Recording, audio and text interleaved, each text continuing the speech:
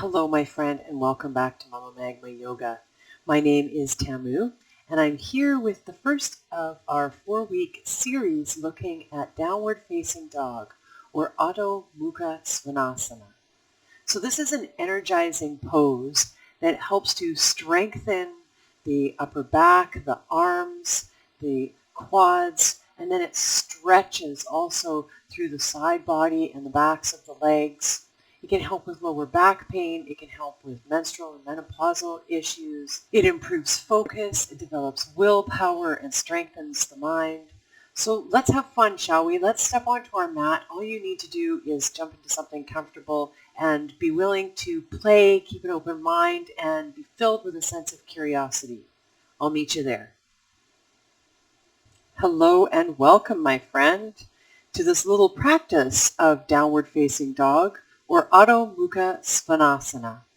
So today we're going to be down close to the ground. So I invite you to roll out your mat and make your way down to an all fours position. So in this practice with downward facing dog, as with tabletop position, we're working from the ground up. So we're really building our foundation and working up from there. Concentrate on the action of the hands rotating outwards, so the thumbs are pointing towards the top edge of your mat.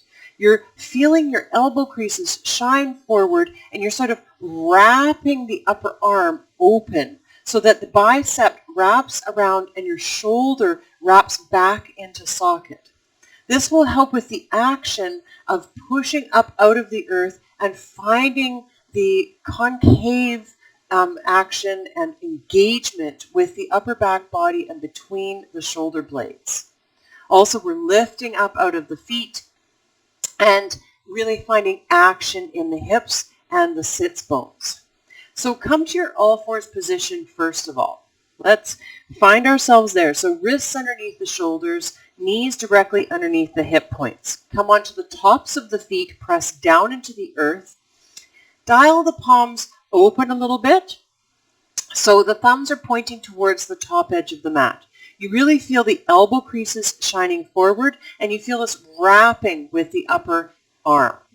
So the shoulders are engaged and in position. You're doming through the upper back body. Your core is engaged. You're hugging navel to spine. So this is an active pose. You're pressing into the tops of the feet, and you're pressing into the palms, down into the knuckles. So you're not resting your weight into the heel of your palm. You're trying to rest your weight into the fingertips and the knuckles and in between the forefinger and the thumb. So that's where your energy is pressing down into the earth. So let's find that action. Maybe you come in and out of the pose. Beautiful. So setting ourselves up for greatness, gaze is straight down, lots of length in the back of the neck. Then we'll walk the palms forward a couple of inches. I usually find it's better to give myself a little bit of space.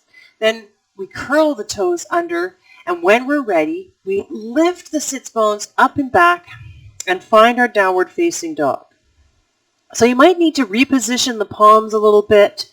It's really good to start bending through the legs, walking your dog, as they say, so that you can start to feel the action of stretching through the backs of the legs up into the sits bones and really feeling that pushing up out of the earth with the palms. Beautiful.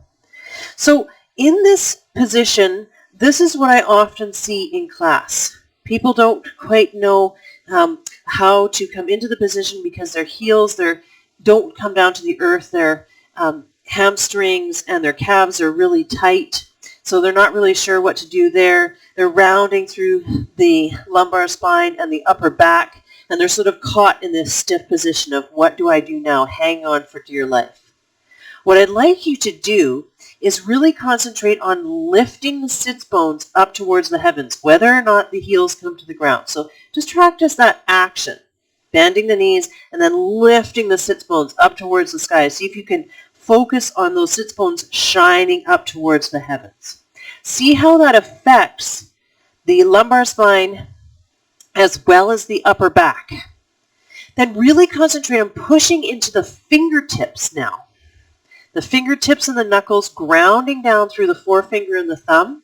And see how that engages the upper back, the muscles along the spine, and allows you to drop your heart, send that heart towards the thighs more. So now we have engagement in the arms, and our sits bones are shining up towards the heavens. We're no longer curving through the spine and holding on for dear life. We're finding this action of melting the heart, pushing up out of the earth, and then we have our sits bones shining up towards the heavens. So once you find, so the belly is sort of coming towards the thighs here. You can even bend the knees really exaggerated, bring that belly to the top of the thighs, and then allow the sits bones to shine up towards the heavens. Beautiful. Take a deep breath in. And on the exhale, see if you can melt the heart a little bit more and feel that length through all four sides of the torso. Maybe you tick-tock the hips left to right a little bit. Feel that length. Push up out of the earth with the palms. Your elbow creases are shining forward. The biceps are rotating away from the ears. Now we'll dial the big toes in a little bit and see if we can find an inward rotation with the upper thigh. Beautiful.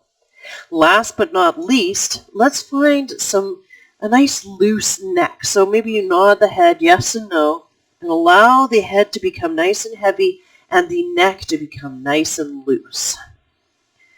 Beautiful. Feel the difference in the body with making these few minor adjustments, really grounding down into the fingertips.